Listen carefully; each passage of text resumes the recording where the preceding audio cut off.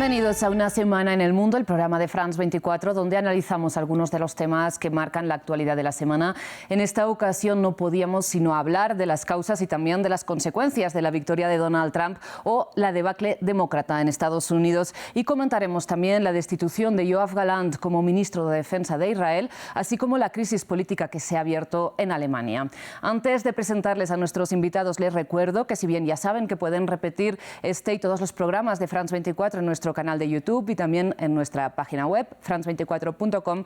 Ahora también lo pueden hacer a través de las principales plataformas de streaming de audio, son las que ven en sus pantallas. Ahora sí, les presento a nuestros invitados para la ocasión. Por un lado, volvemos a contar con Camilo Gómez, periodista internacional del Espectador. Camilo, muchas gracias por venir. Vamos a reevaluar algunas de las proyecciones que hicimos el viernes pasado. Por otro lado, nos acompaña Carolina Flechas. Ella es comunicadora social, periodista y docente universitaria. Carolina, muchísimas gracias por aceptar esta invitación. Y finalmente también contamos con Mamen Sala, la conocen de sobras. Ella es nuestra corresponsal en Nueva York. Muchísimas gracias a todos de nuevo por aceptar esta invitación para un programa que empezamos en Estados Unidos, porque Trump, ya lo saben, es el presidente electo del país. Con más del 90% del voto escrutado, ganó tanto el voto popular como los votos electorales frente a Kamala Harris. A falta todavía de los resultados definitivos en Arizona y en Nevada, los republicanos se hicieron con los otros 5 estados en disputa. Por lo que, más allá, como decíamos, de la indiscutible victoria republicana, hay que hablar también de la impresionante debacle demócrata. Escuchemos a continuación un fragmento del discurso de victoria de Trump y de la derrota de Kamala Harris. Ahora yo sé que ustedes están sintiendo una cantidad de emociones y lo entiendo, pero debemos aceptar los resultados de esta elección. Hoy temprano hablé con el presidente electo Trump y lo felicité por su victoria. También le dije que le ayudaremos a él y a su equipo con su transición y que ocurrirá una transferencia pacífica del poder. That we will help him and his team with their transition, and that we will engage in a peaceful transfer of power. A fundamental principle of American democracy. Un principio fundamental de la democracia estadounidense es que cuando perdemos una elección aceptamos el resultado. Ese principio, tanto como cualquier otro, distingue la democracia de la monarquía o la tiranía. Y cualquiera que busque la confianza del público debe honrar esto. Además, en nuestra nación le debemos lealtad no a un presidente o a un partido, sino a la Constitución de los Estados Unidos. We owe loyalty not to a president or a party, but to the Constitution of the United States. Hicimos historia por una razón hoy y la razón va a ser esa. Superamos obstáculos que nadie creyó posibles. Ahora es claro que hemos logrado la mayor cosa política. Mire lo que está pasando, es increíble. Pero es una victoria política. Nuestro país nunca ha visto nada como esto antes. Quiero agradecer al pueblo estadounidense por este gran honor de ser elegido como su presidente 47 y su presidente 45. Bien, empezamos este análisis directamente contigo, Mamen, preguntándote un poco por el ambiente ya sentados estos resultados unos días después de las elecciones, pero ¿cómo lo comparas con el ambiente que hubo ahí en la ciudad de Nueva York después de la primera victoria de Donald Trump en 2016? Sí, Rosa, mira, es muy interesante porque así como en el 2016 a todo el mundo aquí pues le pilló un poco por sorpresa esta victoria de Donald Trump, se esperaba que Hillary Clinton fuera la gran ganadora esa noche. Esta vez, 8 años después, aquí ha habido poca sorpresa y la conclusión un poco que apuntan los expertos y que está empezando a verse es que pues muchos aquí esperaban que ganara Donald Trump por la sencilla razón de que hay hartazgo. Hartazgo en cuanto a economía, que ha habido una inflación muy elevada que los demócratas no han sido capaces de revertir y sobre todo no han sido capaces de llegar con su mensaje a las clases medias, que son las que más están sufriendo este aumento de precios y esta inflación que está pues privándoles de poder, digamos, llegar con sus bolsillos a final de mes. Y luego también había mucho hartazgo en general por la cuestión migratoria, ¿no? Que como sabes pues es un problema central en este país desde hace mucho tiempo, que los demócratas y los republicanos llevan mucho tiempo discutiendo discutiendo en las cámaras. Entonces, de momento no se ha encontrado ninguna solución y la situación está yendo a peor en todos los sentidos. Así que, a diferencia del 2016, esta vez a pocos les ha pillado por sorpresa. Sí que es verdad que nadie esperaba esa ola roja batiendo todo el mapa de Estados Unidos, pero incluso aquí en ciudades como Nueva York, en estados como Nueva York, que son históricamente demócratas, en el barrio del Bronx, por ejemplo, de mayoría afroamericana, ha conseguido un 30% del apoyo en un barrio pues, donde había sido históricamente demócrata, y aquí, por ejemplo, no gana un republicano desde 1980 con Ronald Reagan, y ya han dicho que ha sido el presidente electo que más votos ha conseguido desde entonces, el presidente electo republicano. Mamen, pues nos quedamos con algunas de las claves que apuntas: economía, migración, como grandes reproches que ha hecho el electorado a esta administración saliente liderada por Joe Biden. Camilo, te pregunto entonces si quizás Kamala Harris no se ha distanciado lo suficiente del presidente saliente. Bueno, hay muchas maneras de leer los errores que cometieron los demócratas, y es más fácil hacerlo ahora que tenemos la información. No supimos leer como ciertas banderas rojas que había dentro del partido. Por ejemplo, en estados como Florida incluso también se ha recortado mucho la distancia entre Donald Trump y los demócratas, lo que nos empieza a dar indicadores de que la dirigencia del partido a nivel local ha fracasado estrepitosamente en la manera de hacer campaña en estos estados. No solo se trata de los estados pendulares, sino también los estados que hasta este año eran bastiones demócratas. Mirando hacia el futuro, California, Nueva York, sobre todo Nueva Jersey, ha sido el estado que más ha virado hacia la derecha. Si Kamala Harris se distanció o no lo suficiente de la presidencia actual, bueno, yo creo que es el debate que se está dando hoy dentro del Partido Demócrata. Si fuimos suficientemente progresistas o si hemos sido muy centristas. Y creo que hay una pelea adentro de cuál debería ser la proyección a futuro. ¿Qué pasa? Si leemos la situación acerca de si se distanció Harris lo suficiente de la administración actual y fue más centrista, pues la estrategia de los demócratas en las últimas 2 elecciones ha sido tratar de conquistar esa pequeña porción del electorado republicano que es más moderada, que son los llamados Never Trumpers, los llamados Rhinos, que no son suficientemente conservadores. ¿Ha funcionado las últimas 2 elecciones? No. En 2020, el 94% de los votantes registrados como republicanos votó a favor de Donald Trump. ¿Y qué pasó ahorita? El 95-94% de los votantes registrados como republicanos votó a favor de Trump también. Así que ir por esa pequeña porción del voto moderado de los republicanos no le ha funcionado a los demócratas.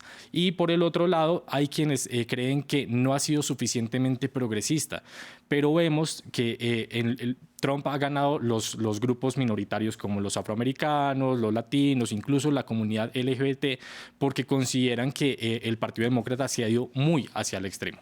Ir hacia la derecha no les ha funcionado, y ir hacia la izquierda tampoco les ha funcionado, y quedarse en el centro con esta gran coalición que formó Biden tampoco les ha funcionado. ¿Cuál debería ser la dirección? Bueno, pues ya ahondaremos, creo, en eso, pero esa es mi primera lectura sobre esta debacle demócrata. Carolina, también le pido su primera lectura centrándonos en unos de estos grupos poblacionales en los que los demócratas pierden votantes, y es precisamente en la población latina, sobre todo entre los hombres latinos. ¿Cómo lee usted esta pérdida de apoyos? Es un fenómeno, es así, mostrarlo como un fenómeno en el cual, si bien en anteriores elecciones demócratas se veía el apoyo afroamericano, hoy estamos ante una situación en la cual ellos están diciendo: a mí no me interesan tus ideas progres si no me garantizas que me vas a bajar la inflación, que no voy a seguir pagando por una gasolina $7. O sea, el tema económico pesa en el ciudadano de clase media estadounidense. Y las ideas progresistas mostraron el total fracaso del Partido Demócrata. Y como le decía Camilo, el exceso. Todo extremo es malo. Y en esta situación en la cual Estados Unidos está mostrándose de una manera totalmente distinta con la llegada de Trump, es un mensaje muy claro para los demócratas. O cambian, pero van a seguir perdiendo esos adeptos, y está demostrado tanto en los afroamericanos. Ahora, hablar del voto latino, tenemos que dividir la comunidad latina, porque no es lo mismo cuando vota un cubano que cuando vota un mexicano. Son distintas las razones. El panorama es totalmente distinto. ¿Por qué? Porque te marca el tema de la inmigración, te marca el tema social, te marcan las estigmas que hay alrededor de la población latina. Un votante cubano va a votar siempre por la derecha. ¿Por qué? Porque están viviendo una dictadura. Un mexicano, ¿por qué vota también por la derecha? Porque es que a mí me interesa sacar mi familia adelante. A mí no me interesa votar por el aborto, por la comunidad LGTBQI. Eso a mí no me interesa. A mí garantízame, porque yo estoy pensando en el sueño americano que tú como Estados Unidos me has garantizado.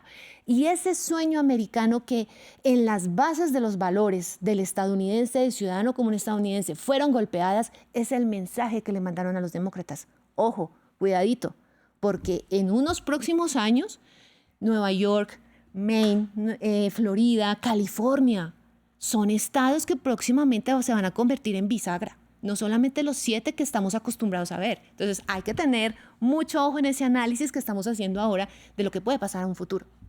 Mamen, respondiendo a lo que consideraba Carolina, ¿crees que podría convertirse en Nueva York en un estado bisagra, que los demócratas podrían perder esta seguridad que generalmente les otorga este estado? Yo creo que efectivamente, como lo compartía Carolina, van camino de eso. De hecho, es lo que hemos estado viendo en los últimos años. Y estoy de acuerdo con que los demócratas tienen que cambiar algo. No está muy claro el qué todavía, pero tienen que cambiar algo. Algo que también se comenta aquí es que Kamala Harris estaba claro que la población aquí no la quería. Por eso la descartaron en las primarias demócratas. Entonces se puso al frente a una persona que la población ya había dicho que no la quería y que no conectaba con según qué grupos de población, como son los jóvenes, que han tenido también mucho peso en estas elecciones, como son precisamente, como decíais, los inmigrantes, sobre todo los latinos, a los que no les preocupa más, o sea, también están preocupados por el tema de la inmigración, por el tema de los derechos reproductivos, etcétera, pero aquí sobre todo, y además ha quedado muy claro con los estudios que se han hecho a pie de urnas, lo más importante es la economía. Más allá de lo que hagas es yo voy a poder comer mañana, que eso es lo que les interesa. Así que los demócratas en este sentido van a tener que hacer un cambio efectivamente hacia alguna dirección para no perder bastiones como son California o Nueva York.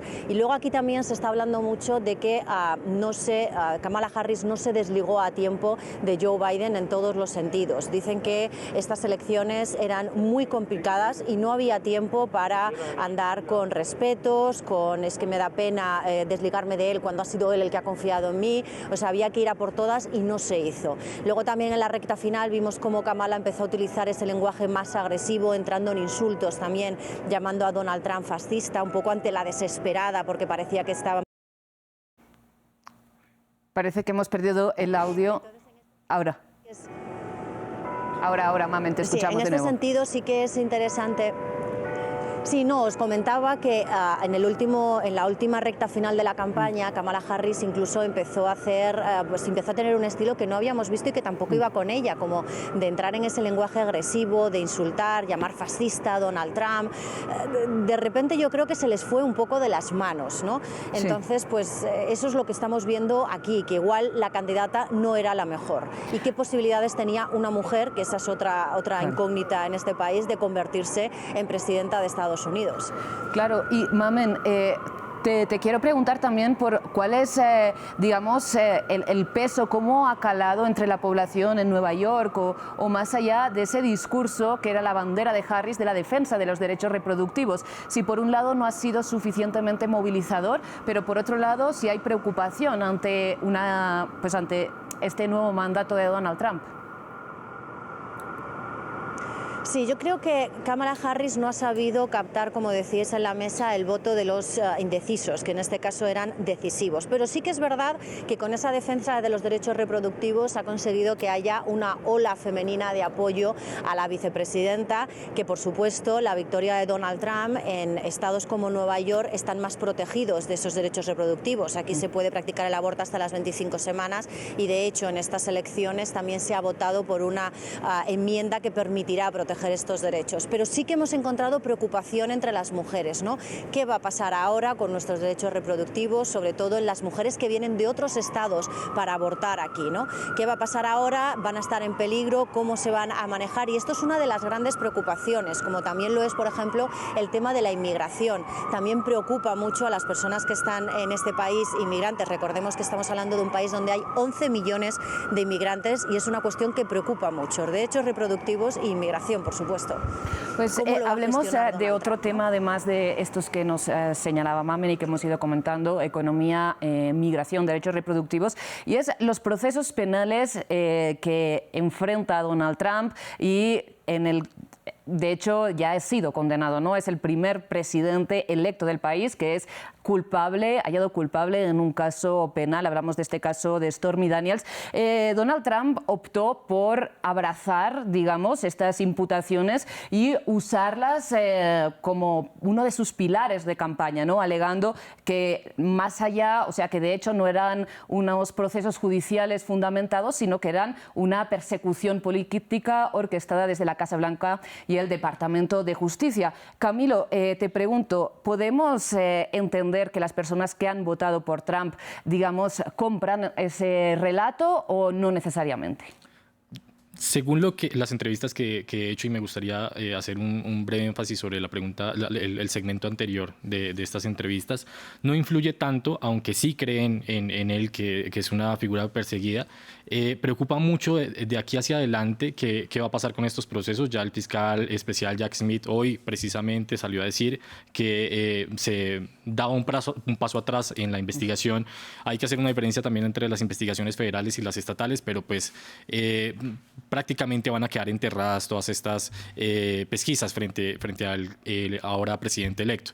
También preocupa que desde el primer día cumpla algunas de sus promesas, que van a ser una venganza hacia quienes en algún momento trabajaron con él y luego se separaron de su entorno, y también contra sus oponentes políticos. Entonces el tema judicial va a ser muy interesante de analizar. Pero quiero volver un momento hacia el segmento anterior sobre estas entrevistas, porque coincido con Carolina en que el error más grande del Partido Demócrata ha sido no saber leer cuál es el voto latino, cuál es el voto hispano. ¿Qué piensan los hispanos en este momento?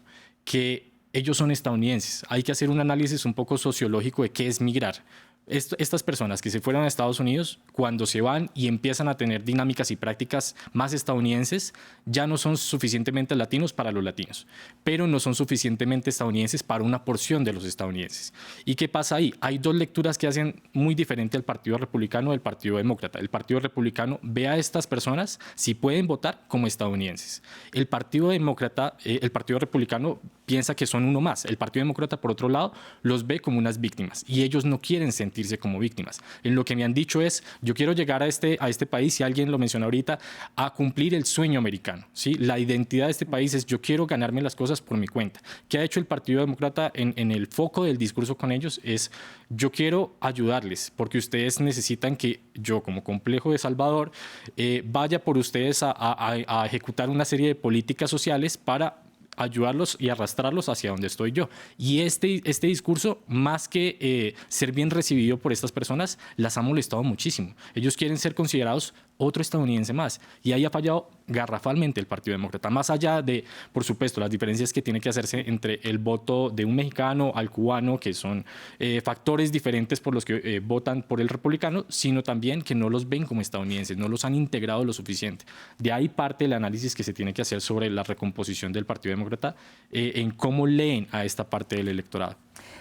Vuelvo un momentito, Mamen, contigo para preguntarte cuál es la expectativa en Estados Unidos ante ya el nombramiento de Susie Wiles como nueva jefa de gabinete de Donald Trump, y los roles que van a asumir Robert Kennedy así como Elon Musk en el nuevo gabinete.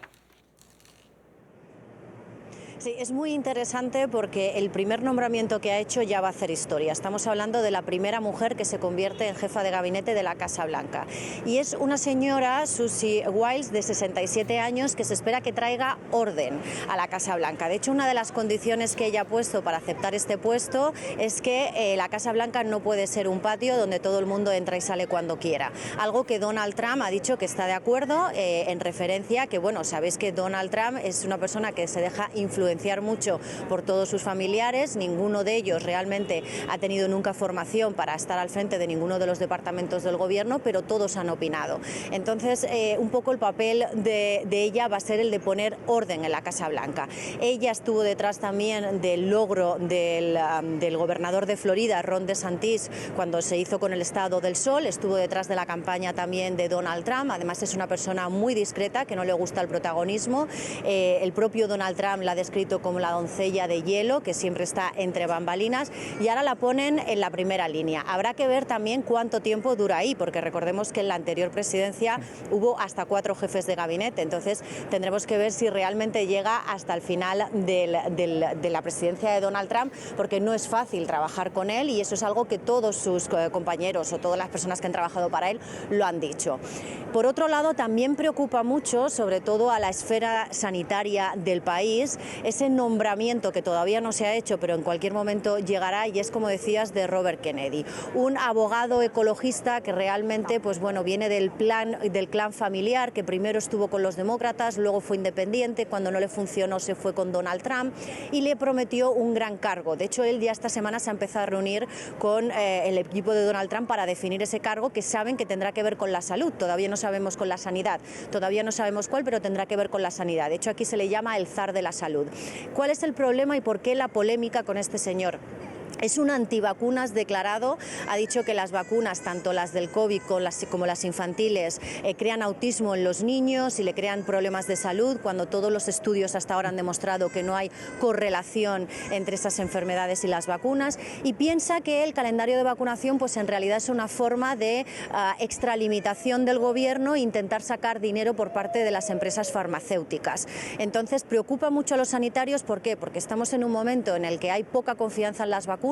De hecho, han lanzado varias cifras, entre ellas que en el 2023 hubo solo 4 brotes de sarampión y este 2024 ya ha habido por lo menos 13, para intentar demostrar el problema que está suponiendo la vacunación, y preocupa pues que el mensaje que él vaya a lanzar no sea el adecuado. Claro. Y por último, Elon Musk, ese gran aliado de Donald Trump, que ha tenido incluso más presencia que el propio compañero de fórmula, que el propio J.D. Vance, que es el vicepresidente electo. Pues bien, ha estado hoy en la llamada, el miércoles, perdonad, en la llamada con Zelensky, para que os hagáis una idea hasta qué punto va a estar metido en la administración de Donald Trump. Así que preocupación por estos nombramientos, un poco para agradecer el apoyo durante la campaña electoral, que quizá a nivel político, a nivel de gestión, no sean los mejores para este país.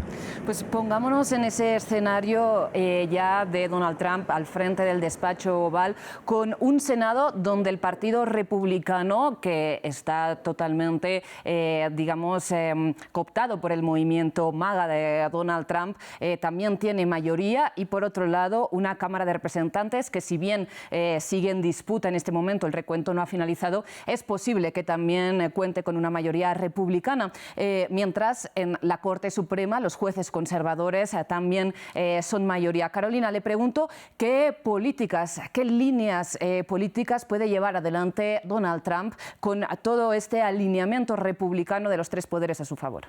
Recordemos que él desde su primera administración dijo promises made, promises kept. O sea, las promesas se hacen y se cumplen, y lo va a hacer. Esta es su oportunidad de oro, porque es el presidente que, a diferencia de otros que fueron reelegidos para continuar con el mandato, ahora a él le toca el reto más grande, que es cumplir todo lo que dejó pendiente en su primera administración. Y hoy va a reforzar más aún ese discurso, y es un gran estratega. Recordemos que Donald Trump es un estratega económico, un magnate, un político, y que supo apuntar a donde tenía que apuntar. El hecho de que tenga de lado a Elon Musk es: yo no voy a hacer ninguna declaración de debate, no voy a participar en ningún debate, porque él sabe dónde encontró el negocio. Una llamada de Elon Musk, le abro el space. Hable, tiene esa audiencia. Entonces fue a esa audiencia a la que le prometió que va a tomar esas políticas y las va a llevar a cabo. Tiene una gran ventaja. Congreso, Senado, tiene a los gobernadores de su lado. Cualquier política que se plantee de aquí en adelante se la van a aprobar. ¿Y por qué? Porque ya no hay un obstáculo con respecto a la pregunta anterior. Recordemos, y ojo con esto, Trump no es convicto. Y el juez Merchan, el día que en septiembre iba a dar el adelantamiento del juicio y la sentencia, no lo pudo hacer. ¿Por qué? Porque la Corte Suprema le dijo, momentico, aquí hay inmunidad presidencial. Entonces, toda esta puerta abierta que él tiene va a hacer que sus políticas se lleven a cabo con un Congreso a favor, que en 2016 no lo tenía tan a favor, en la primera administración, perdón, en 2017 cuando él llegó. Entonces, las ventajas son muchas. Aquí, ¿quiénes son los que van a tener que decir, aquí nos toca andar con cuidado? A los demócratas. Camilo, rápidamente nos estamos quedando sin tiempo. Tus, digamos, análisis de cara a qué se viene en esta administración de Donald Trump de forma interna, externa. En línea con lo que estaba diciendo Carolina, el aspecto más importante es entender que Trump ya no es un novato en la Casa Blanca, ya sabe cómo gobernar. Y de hecho, en octubre de 2020, dos meses antes de que dejara el cargo, él se dio cuenta de que una de las trabas más importantes para él, para ejecutar sus planes, no era ni siquiera el Congreso, era la burocracia federal. Era el Deep State, que es un concepto, digamos, un poco controversial porque lo ha usado para decir que hay un grupo de amigos que evita que se ejecuten los planes del presidente que sea, demócrata o republicano. Ese Deep State en realidad está conformado por tecnócratas, por profesionales que hacen que las políticas públicas sean estudiadas antes de. Y en 2020, en octubre, él dijo, ya no quiero a estas personas profesionales, desprofesionalizó ese estado profundo en Estados Unidos y dijo, quiero a mis amigos ahí. Eso es lo que va a hacer desde el primer día ahorita, cuando tome posesión en enero. Va a poner a sus amigos en ese estado profundo para que sus políticas sean ejecutadas de manera más fácil. Es como si estuviéramos en un vehículo manejado por Trump y nuestro primer seguro sería agarrarnos de la manija que viene siendo el Congreso. Ya no la tenemos, ¿sí? El cinturón de seguridad nos lo quitamos si es que llega Trump a tener la Cámara de Representantes. Sí, tiene legislaturas estatales, hay ciertos seguros, por ejemplo, en algunos estados como en Carolina del Norte, hay un gobernador demócrata, pero ya no es suficiente, ¿sí? Nos quedaba el airbag, y el airbag era ese estado profundo conformado por profesionales que estudiaban las políticas. Si eso se va en enero, es como si Trump acelerara a toda velocidad y nosotros estuviéramos en el puesto de copiloto. ¿Qué puede pasar? No lo sabemos. Bueno, seguro tendremos tiempo de analizarlo.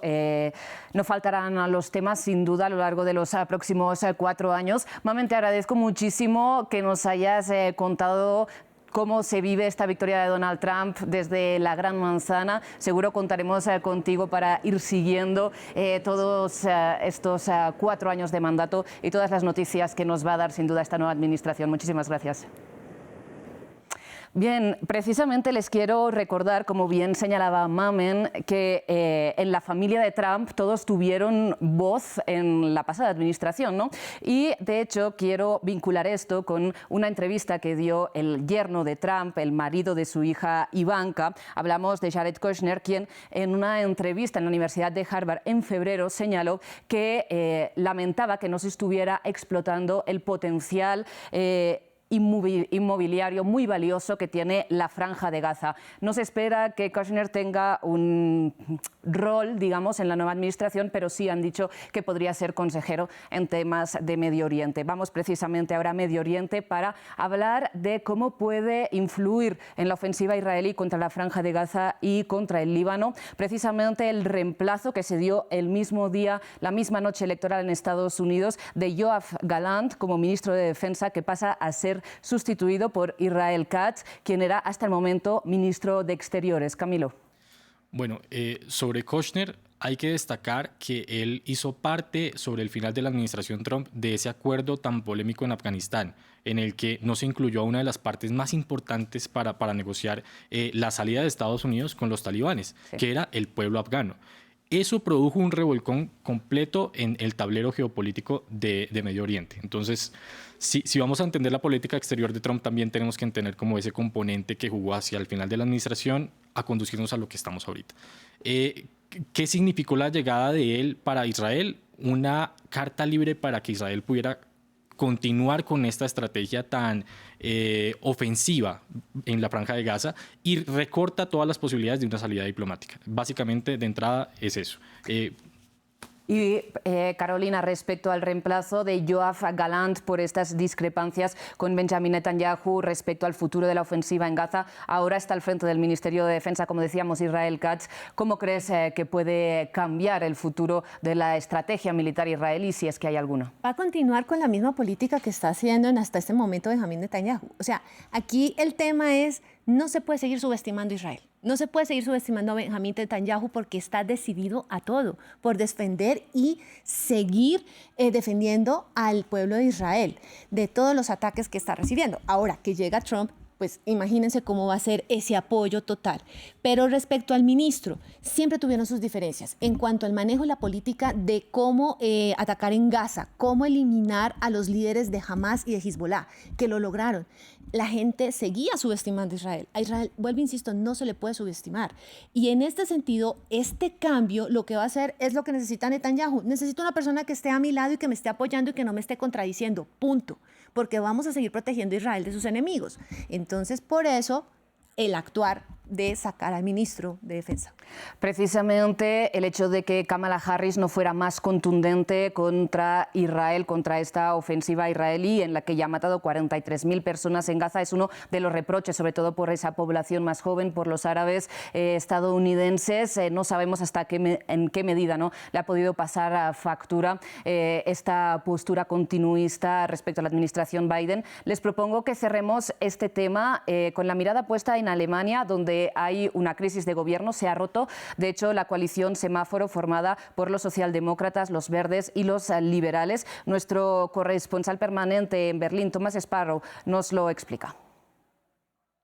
Una crisis política muy seria y mucha incertidumbre. Así puede resumirse la actual situación en Alemania luego de que colapsara la coalición de gobierno formada por los socialdemócratas del canciller Olaf Scholz, los verdes y los liberales. El canciller Scholz despidió fulminantemente a su ministro de Finanzas, Christian Lindner, del FDP, del Partido Liberal, quien a su vez retiró a la mayoría de los ministros del gobierno que forman parte de su partido. Es sin duda una crisis muy seria que genera muchos interrogantes en Alemania. El primer interrogante que se genera es qué sigue de aquí en adelante.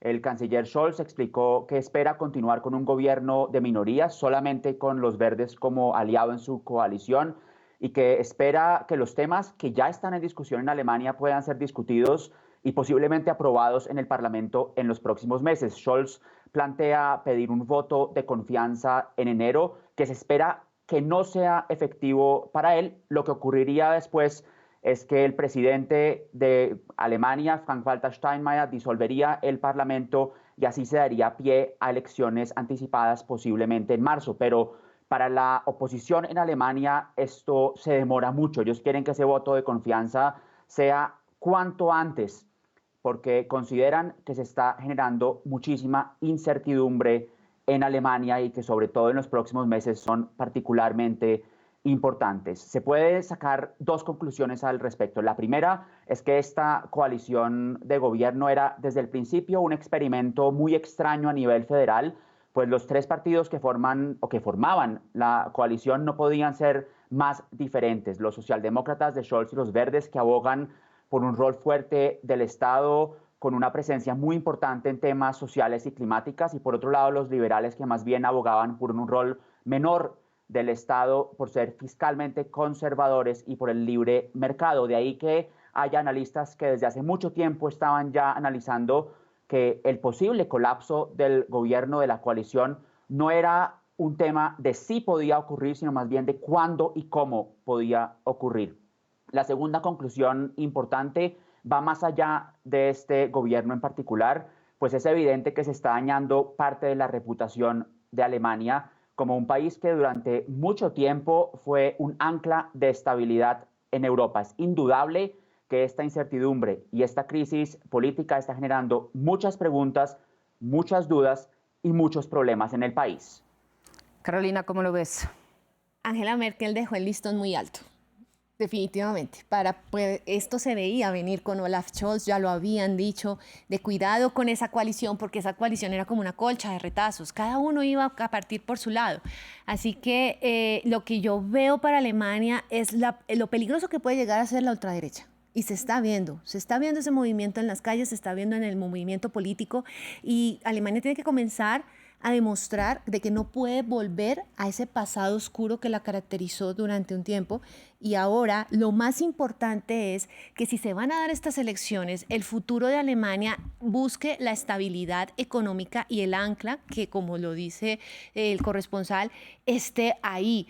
Prácticamente Alemania es la base, los pies de Europa. Si llega a suceder algo que desestabilice a Alemania, pues eso es como una ficha de dominó que puede golpear muy fuerte al resto de países europeos y a la propia Unión Europea. Entonces, obviamente, Parlamento Europeo, todos van a estar ahí pendientes de lo que pase con esta situación en Alemania.